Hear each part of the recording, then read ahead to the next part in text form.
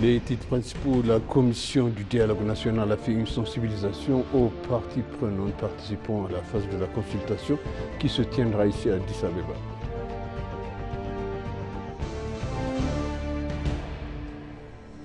La 61e journée de l'Afrique a été célébrée en l'Union africaine.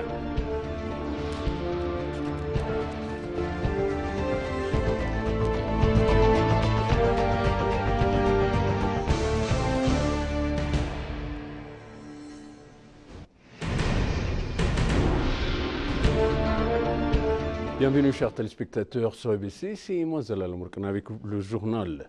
La Commission nationale éthiopienne de la consultation a fait une présentation de sensibilisation à l'intention des parties prenantes participants à la phase de consultation qui se tiendra ici à Addis Abeba.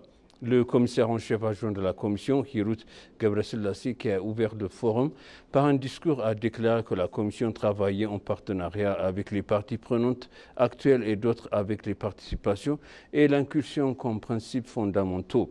Il a souligné que le forum d'hier a été préparé pour la phase de consultation qui se tiendra du 21 au 27 mai 2016 dans la ville d'Addis Abeba afin de sensibiliser les parties prenantes au système de travail et au processus de consultation pour qu'elles travaillent avec la Commission.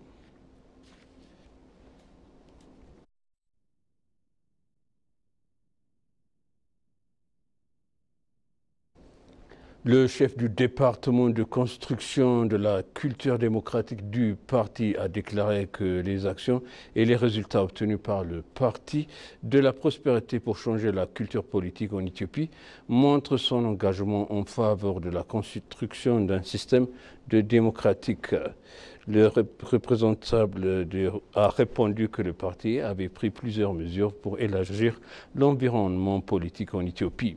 Les responsables ont noté que les mesures prises par les partis Blessenia témoignent de son engagement dans la construction d'un système démocratique. Selon lui, toute question peut être résolue par la discussion autour de la table et par la suprématie des idées.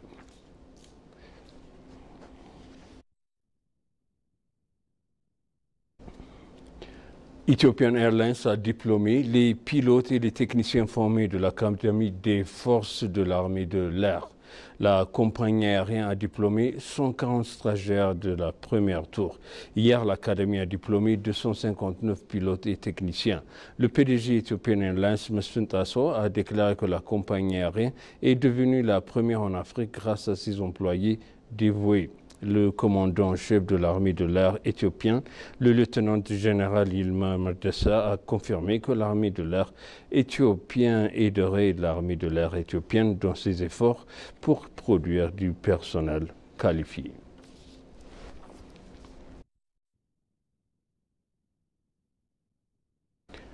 La commission de la police fédérale éthiopienne et le service de la police nationale du Sud-Soudan ont convenu de renforcer leurs efforts sur la base du protocole d'accord et de prévenir le terrorisme et le trafic d'armes dans les zones frontalières des deux pays. Le commissaire général de la police fédérale éthiopienne, Demalash Gebremke, a reçu hier une délégation de la police du Soudan du Sud conduite par l'inspecteur général de la police nationale du Sud-Soudan, Atem Marol, et s'est entretenu avec elle. Les deux institutions policières ont également discuté de la mise en œuvre du protocole d'accord. Les deux parties ont convenu de travailler ensemble et de prévenir le terrorisme et le trafic d'armes, surtout dans les zones frontalières. L'inspecteur général de la police nationale du Sud-Soudan, Atem Marol, a déclaré que pour sa part que l'université de la police éthiopienne offrait diverses possibilités de formation aux jeunes officiers de police sud-soudanais et il a ajouté qu'à cet égard, la collaboration devrait se poursuivre.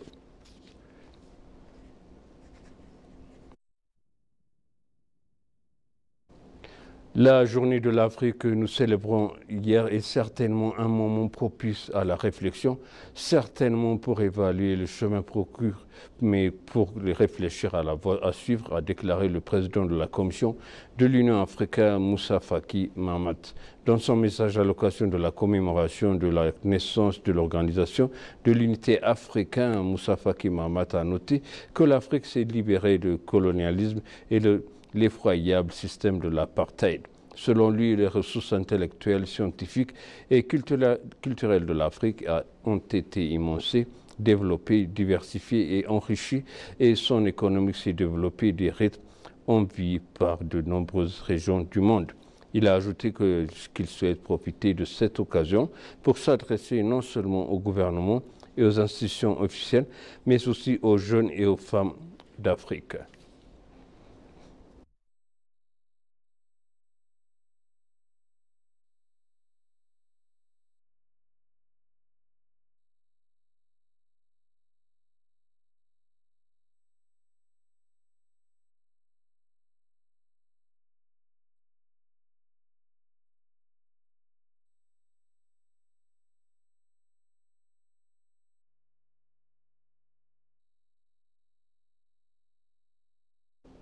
Dans une nouvelle connexe, l'ambassadeur de Russie en Éthiopie, Terakim, a souligné le partenariat de longue date entre la Russie et l'Afrique dans un message transmis à l'occasion de la 61e journée de l'Afrique.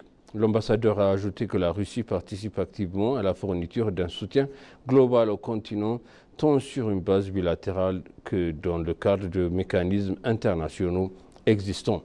Il a souligné l'engagement de la Russie à renforcer son partenariat avec l'Union africaine et à soutenir les efforts du continent pour relever des défis et réaliser ses aspirations au développement et à la prospérité.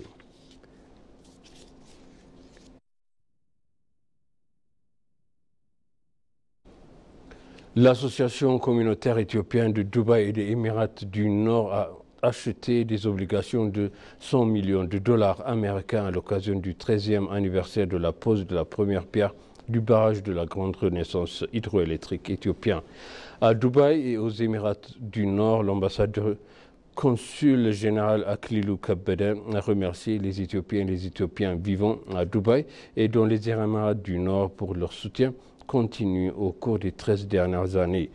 Adris Bensourou, président de l'association communautaire éthiopienne du Dubaï et des Émirats du Nord, s'est déclaré très fier et heureux de l'achat de l'obligation effectuée par l'association communautaire.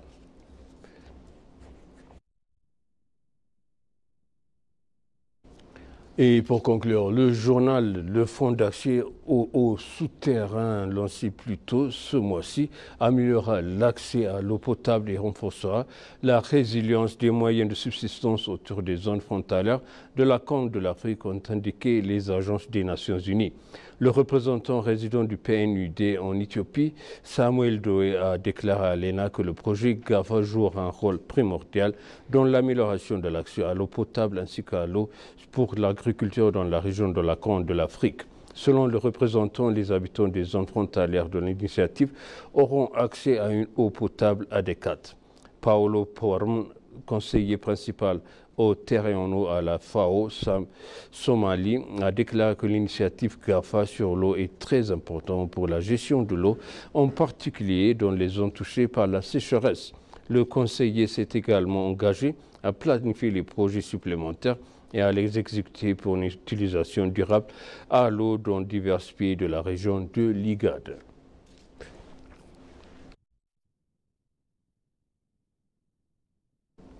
Et maintenant, je rappelle les titres principaux. La Commission du dialogue national a fait une sensibilisation aux parties prenantes participant à la phase de consultation qui se tiendra ici à Addis Abeba.